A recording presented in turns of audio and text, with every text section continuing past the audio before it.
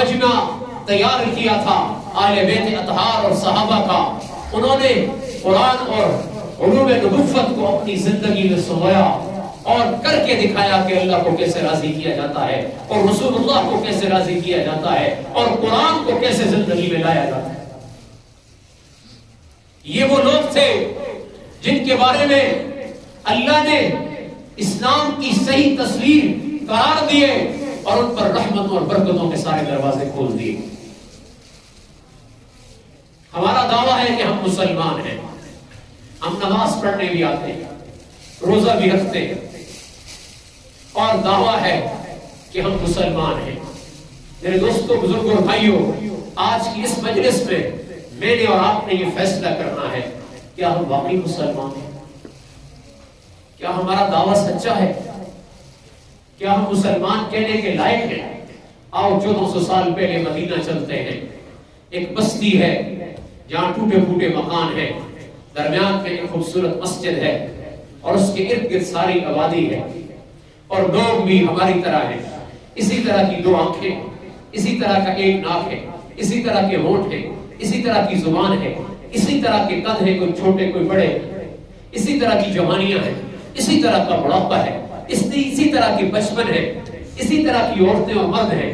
اور وہ لوگ ہیں کہ جن لوگوں کے بارے میں میرا اللہ فرماتا ہے وہ راشدون والمؤمنون حقا رجال رحماء بینہم.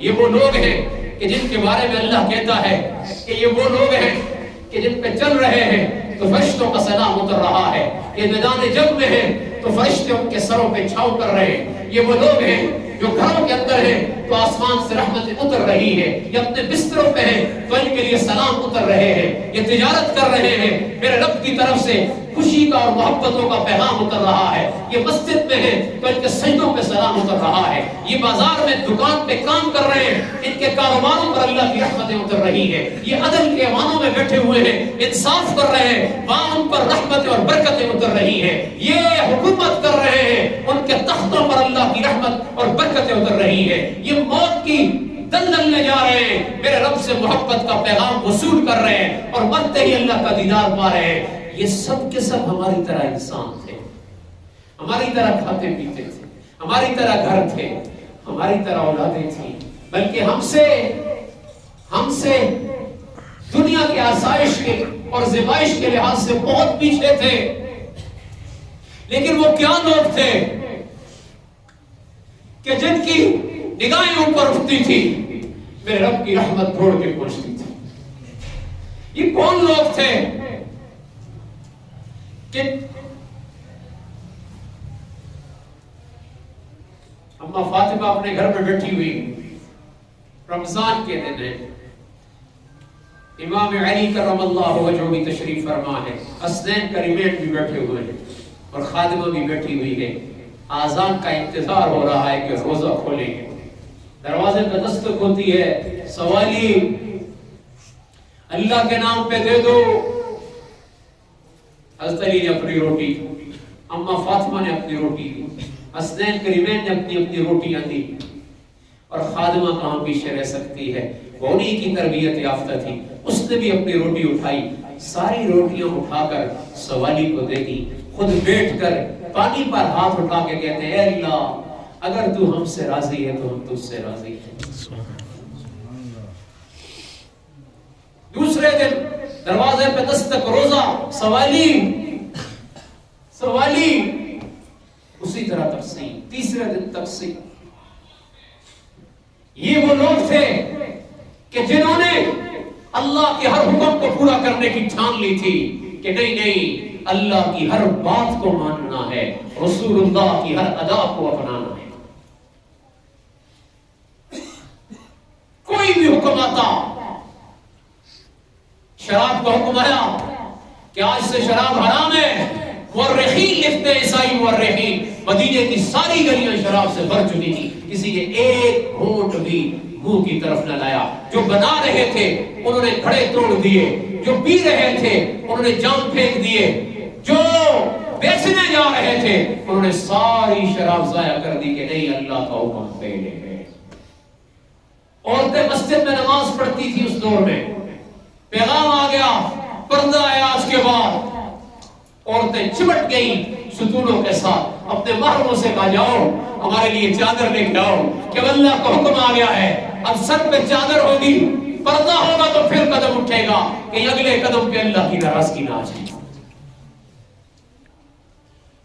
اعمال کی یہ پابندی ہے کہ مسجد آذانوں میں بھر جاتی تھی، منافقین کی بھی ہمت نہ ہوتی تھی کہ وہ تکبیر اولیٰ چھوڑ دیں۔ کوئی بھی پیغام آتا کہ نکلو اللہ کے راستے میں، انفروا فی سبیل اللہ خفافا او ثقالا، بوڑھے بوڑھے صحابی قدم اٹھا کے نکل رہے کہ یہ آیت ہمیں گھر میں نہیں بیٹھنے دیتی کہ جاؤ جہاد کے لیے، نکلو اللہ کے راستے میں۔ یہ وہ لوگ تھے، یہ وہ اللہ کے چنے ہوئے لوگ تھے جنہوں نے قرآن مجید کو اپنی زندگی میں ایسا لے کر آئے۔ خدا کی قسم، اللہ کی قسم میرے دوستو، ابھی میں عمرے کے سفر سے واپس آیا ہوں، ہم نے کتب میں پڑھا تھا کہ صحابہ قرآن کو کیسے محفوظ کرتے تھے۔ آیت اترتی، اسے پتھر پہ لکھتے یا پتوں پہ لکھتے، اور پھر اس کو یاد کرتے، عمل میں لاتے، پھر دوسری آیت کو لیتے۔ اس دفعہ اتفاقیہ طور پر ہماری ایک افطاری احد پہاڑ پہ برابر آ گئی۔ ساتھیوں نے کہا وہاں جاتے ہیں افطاری کے لیے۔ احد پہاڑ کا سامنے والا حصہ تو ہم سب نے دیکھا ہے، اس کے عقب میں کوئی نہیں گیا، بہت کم لوگ، ابھی روڈ نکلی ہے۔ ہم وہاں جا رہے تھے تو راستے میں نے دوست سے کہا وہ سامنے کچھ لکھا ہوا ہے آپ کو۔ ہم اترے تو آگے ایک بہت سارے پتھر ہیں، اب تو انہوں نے اس کو کارڈن کر دیا، بند کر دیا، شاید اس کو زیارت بنایا۔ تو ہم گئے تو ان پتھروں پر قرآن کی آیات لکھی ہوئی تھی، اور اب انہوں نے لکھ دیا ہے کہ یہ قدیمات میں سے صحابہ کے دور کی لکھی ہوئی آیات ہے۔ وہ قرآن کی آیات یہ کتابی شکل میں نہیں تھا قرآن، اس وقت قرآن پتھروں پہ لکھا جاتا تھا اور محفوظ کیا جاتا تھا۔ خدا کی قسم قربان جائیں صحابہ پر اور اہل بیت اطہار کہ جنہوں نے اسلام کی اصل شکل پیش کی اور امت کو دکھایا کہ مر جائیں گے، مٹ جائیں گے، پر اللہ کے کسی حکم کو پورا کیے بغیر نہیں رہیں گے۔ کیا بوڑھے کیا جوان اپنی زندگی کے ہر پہلو کو پیش کر رہے ہیں، چاہے وہ دین کی حفاظت ہو یا محمد مصطفیٰ صلی اللہ تعالی علیہ وسلم کی حفاظت ہو۔ وہ سمجھتے تھے کہ نبی علیہ السلام کے مر مٹنا ہی دین ہے۔ اسی لیے عورتیں، ایک عورت اپنے معصوم دودھ پیتے بچے کو لے کے آئی کہ یا رسول اللہ آپ جہاد پہ جا رہے ہیں، میرے اس بچے کو لے کے جائیں۔ تو حضور نے فرمایا یہ تو معصوم بچہ ہے، تو معصوم بچہ ہے، جہاد میں تو بڑوں کی ضرورت ہوتی ہے۔ تو رو کے کہنے لگی یا رسول اللہ مجھے پتا ہے کہ یہ جہاد نہیں کر سکتا، لیکن آپ پر کوئی تیر آئے گا، کوئی نیزہ آئے گا، اس بچے کو آگے رکھ دیں، یہ شہید ہو جائے، میرا نبی محفوظ ہے، میرا نبی محفوظ ہے۔ ابو قتادہ رضی اللہ تعالیٰ ایک جنگ میں چاروں طرف سے رسول اللہ صلی اللہ علیہ وسلم کو گھیرے میں رکھ دیا، تو بڑھ کے آگے آئے کہ حضور پر وار نہ ہو، حضور پر کوئی تیر نہ آئے۔ سامنے کھڑے ہو گئے، دشمن کا ایک تیر آیا، سیدھا ان کی آنکھ مبارک کے اندر گھس گیا، وہ ساری آنکھ کیما بن گئی اور ڈھیلا آنکھ سے گر کے نیچے زمین پہ گر گیا۔ نبی علیہ السلام کے چہرے انور پر آنسوؤں کی برسات شروع ہو گئی۔ آپ نے وہ ڈھیلا اٹھایا اور حضرت ابو قتادہ کی آنکھوں میں رکھا اور یوں ہاتھ پھیرا اور کہا اے اللہ، قتادہ کی آنکھ تیرے حبیب کی حفاظت میں ضائع ہوئی ہے، اے اللہ قتادہ کی اس آنکھ کو دوسری آنکھ سے زیادہ روشن کر دے۔ حضور نے جو ہی ہاتھ اٹھایا تو ابو قتادہ رحمت اللہ رضی اللہ تعالیٰ کی وہ آنکھ دوسری آنکھ سے زیادہ جگمگ کر رہی تھی۔ فرماتے تھے یہ آنکھ کی ٹھنڈک میں ہر وقت محسوس کرتا ہوں، ہر حال میں دین کو قائم رکھنے میں اور باقی رکھنے میں اپنا کردار ادا کیا۔ میرے دوستوں، بزرگوں اور بھائیوں، یہ وہ کل کے مسلمان تھے جنہوں نے کردار کے ساتھ، اعمال کے ساتھ، مخلوق کی خدمت کے ساتھ اللہ کو راضی کیا، تبھی تو ان پر سلام اترے، اپنا سب کچھ دے دیا۔ اعلان ہوا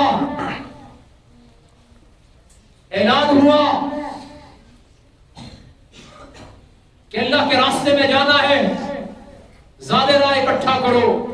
کسی نے کیا لایا، کسی نے کیا لایا۔ حضرت عمر رضی اللہ عنہ گھر کا آدھا مال لے کے آئے، اور حضرت بکر صدیق رضی اللہ تعالیٰ عنہ اپنے گھر کا سارا مال جو تھا اٹھایا اور حضور کی خدمت میں پیش کر دیا۔ حضور نے سوال ہی بدل دیا کہ گھر میں کیا چھوڑ کے آئے ہو؟ حضرت بکر صدیق رضی اللہ تعالیٰ عنہ کی یا رسول اللہ، گھر میں اللہ اور اللہ کے رسول کا نام چھوڑ کے آیا ہوں، سب کچھ دین کے لیے وقف کر دیا اور پیش کر دیا۔ ایک صحابی رسول کے پاس کچھ نہیں تھا تو یہودی کے ہاں گئے، ساری رات کام کرتے رہے، ایک لفظ برابر کھجوریں ملی، وہ لے کر آئے تو نبی علیہ الصلوۃ والسلام نے فرمایا یہ کھجوروں پر ڈھیر کے اوپر ان چند کھجوروں کو ڈال دو کہ اس میں اتنی برکت ہے کہ سارے مدینے والوں کے لیے کافی ہو جائے۔ پیش کیا خود کو، وجود کو، اپنے آپ کو کہ میں اللہ کے ہر حکم کو، قرآن کی ہر آیت کو پورا کروں گا، اور اللہ کے ہر حکم کو، رسول اللہ کے ہر فرمان کو پورا کروں گا۔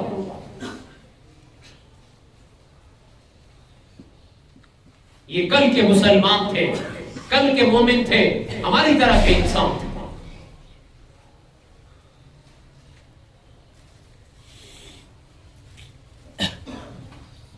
قربانی کا یہ عالم ہے، آئے تھا لن تنالوا البر حتی، اس وقت تک تم کامل نیکی کو نہیں پا سکتے جب تک اپنی سب سے محبوب چیز کو قربان نہ کر دو۔ تو ایک صحابی رسول نے اپنے سارے باغ اٹھائے اور نبی علیہ الصلوۃ والسلام کی خدمت میں پیش کر دیا، یا رسول اللہ میں اپنے باغ صدقہ کرتا ہوں، میں اعلیٰ نیکی کو پانا چاہتا ہوں۔ یہ جذبے، یہ ایمانی کیفیات کیسے بنی کہ ان کے سامنے آخرت تھی، ان کے سامنے جنت تھی، ان کے سامنے معاشر کا میدان تھا، ان کے سامنے اللہ کا دیدار اور ملاقات تھی۔ میرے دوستوں، بزرگوں اور بھائیوں، مدینے کی یہ کیفیات ہوتی تھی کہ ہر رات کو 3 حصوں میں تقسیم کیا ہوتا صحابہ نے، ایک حصہ آرام کے لیے، ایک حصہ بچوں کے لیے، والدین کے لیے، اور آخری حصہ اللہ کے لیے وہ وقف کرتے تھے۔ یا ایھا المزمل قم اللیل الا قلیلا کی عملی مصداق ہے۔ اور رات کو مدینے میں رمضان کے اندر یہ ماحول ہوتا تھا جیسے شہد کی مکھیاں بنا رہی ہو۔ آج بھی وہاں کا یہی ماحول ہے کہ وہاں پر ساری رات جاگتے رہتے ہیں اور اعمال میں اور اپنے اللہ کو راضی کرنے میں لگے رہتے ہیں۔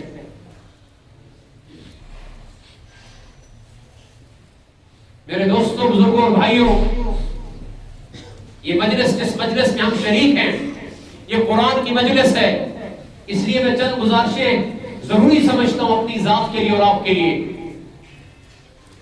کہ ہم یہاں سے کچھ لے کے جائیں، خالی ہاتھ نہ جائیں، اور یوں نہ ہو کہ مغفرت بڑھتی رہے اور آپ اپنی بخشش نہ کروا سکیں۔ نبی علیہ الصلوۃ والسلام نے فرمایا، حضرت جبریل امین نے فرمایا، حضور نے فرمایا، بدبخت ہے وہ شخص جو رمضان کے مہینے کو پائے اور اپنی بخشش نہ کروا سکے، کہ میرے رب کی رحمت کی ساری رحمت کے سارے دروازے کھلے ہوتے ہیں رمضان میں۔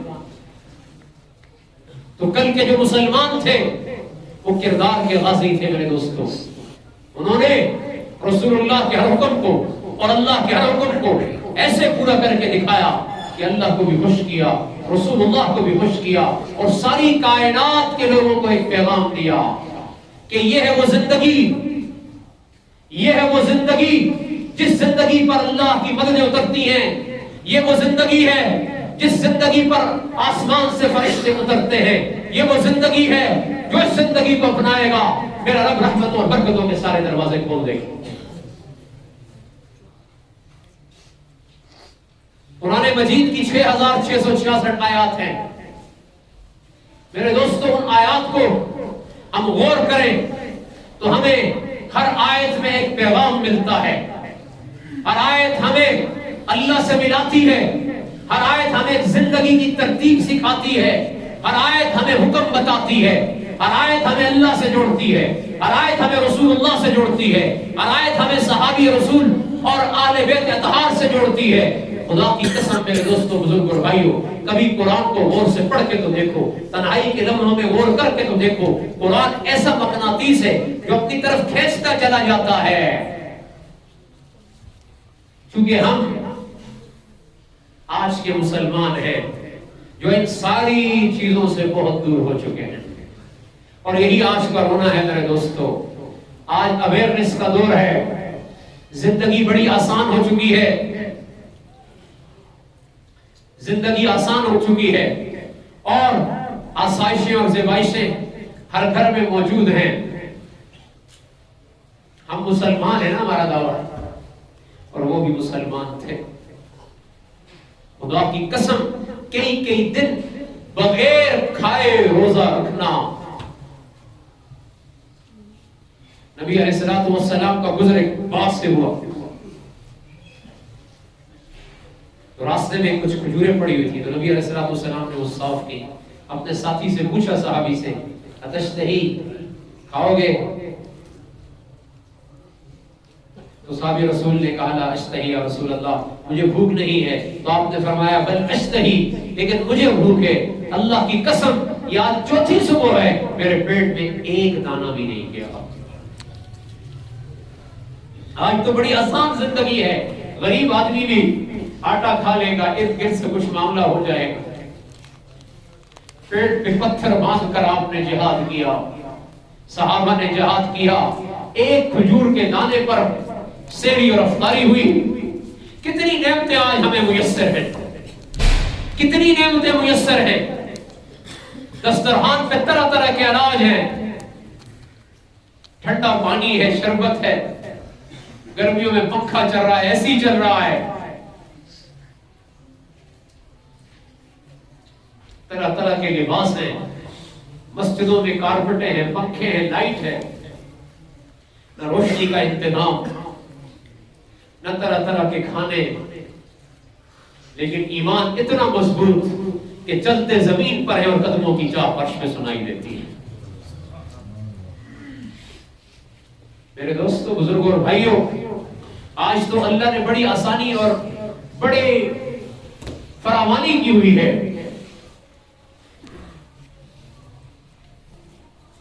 اما فاطمہ ساری رات چکی پیستی رہتی. خاتون جنت ہیں, تمام جنتی عورتوں کی سردار ہیں. لیکن نہیں, اللہ نے دنیا اس طرح نہیں دی جس طرح ہم سب کو دی ہے. باوجود اس کے کہ سارا دن نافرمانی ہوتی ہے, باوجود اس کے کہ من چاہی زندگی ہے, باوجود اس کے کہ قرآن کو پس پش ڈال کر ہماری زندگی چل رہی ہے, باوجود اس کے دن میں ہزاروں اللہ کے احکامات کو ہم پہ متعی کر کے چلتے ہیں اور اپنے آپ کو مسلمان کہنے کا دعویٰ کرتے ہیں. ارے میرے دوستوں بزرگوں اور بھائیوں, یہی گناہ پچھلی قوموں میں تھے. کوئی دھنس گئے, کوئی مٹی میں مٹی ہو گئے, کئیوں کے چہرے مسخ ہو گئے, کئیوں پر زلزلے آ گئے. لیکن مجھے اور آپ کو اللہ نے بقا عطا کیا ہوا ہے. رسول اللہ صلی اللہ علیہ وسلم کی دعاؤں کے صدقے, اس قرآن کے صدقے,